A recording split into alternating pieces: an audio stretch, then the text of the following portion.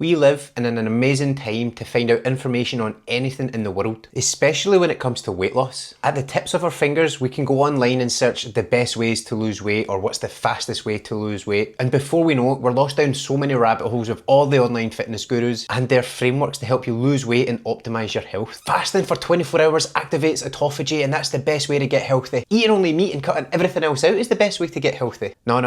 Going vegan is the best way to get healthy. And then some other person is saying that vegetables are bad for you. Now, I'm not saying any of these ideas are wrong or the people that promote them are wrong, as at the end of the day, it just really boils down to that individual person and what fits into their life and their beliefs. At the same time, the online health and fitness space is a bit of a mess right now, and it's no wonder people are more confused than ever when it comes to losing weight and getting healthy. You ever heard the saying paralysis by analysis? When there's too much information available, people often get caught up trying to overanalyze every tiny detail. People end up so focused on trying to find the perfect plan that they never take any action that's going to move them towards their health and fitness goals. And as people keep searching for the best way to lose fat, is this the best diet to follow, is this the best exercise plan to follow, they keep getting bombarded with tons of different online gurus saying this, do this, do this, do that, which ultimately leads to more confusion, self-doubt, and again, it ultimately leads them to avoiding solving the problem altogether. Looking for fat loss advice online nowadays is the equivalent of walking through a duty-free in an airport. There is so many options available, whiskies, aftershaves, chocolates, whatever it is, and it's very overwhelming. On top of that, you've got all the staff giving you their recommendations, trying to give you free samples away. It's just a bit too much, because at the end of the day, you've got no time to sit and think. You're on a rush, you've got to hit your plane, and then you've got all this information coming at you all at once. It's sensory overload. So what do you do in that situation? You make a beeline straight to the exit without buying anything. You don't even make eye contact with the staff members because you know you're going to get roped into buying something.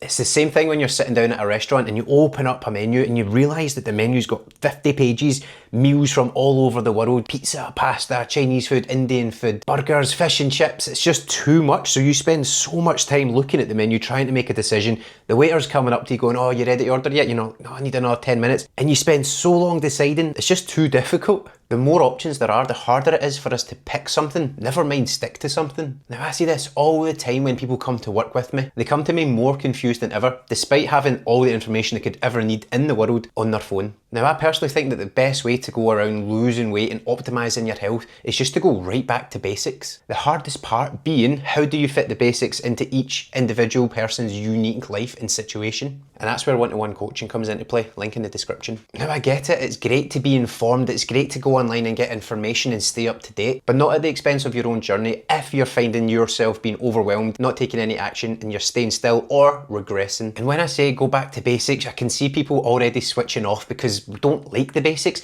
As humans, we love to overcomplicate the process. The more difficult something is, we automatically think that must be it because nothing in life can be that simple, surely. But that's just a trap we fall into so that we can give ourselves an out when we don't understand the complexity of it. When life is simple, we can stick to it long term, which, don't forget, is the goal here. You don't want to jump onto another fad diet or something that you're going to do for 3 months, give up and then ultimately regress. You want something that you can stick to for the rest of your life so you never have to learn how to lose weight again. And if I was to only give someone 5 things to focus on in order to move forward towards that outcome, it's to focus on improving their sleep, getting 5,000 to 7,000 steps a day, eating 100 grams of protein, strength training at least 2 to 3 times a week, and limiting their alcohol as much as possible. Sounds too simple, sounds too easy, am I right?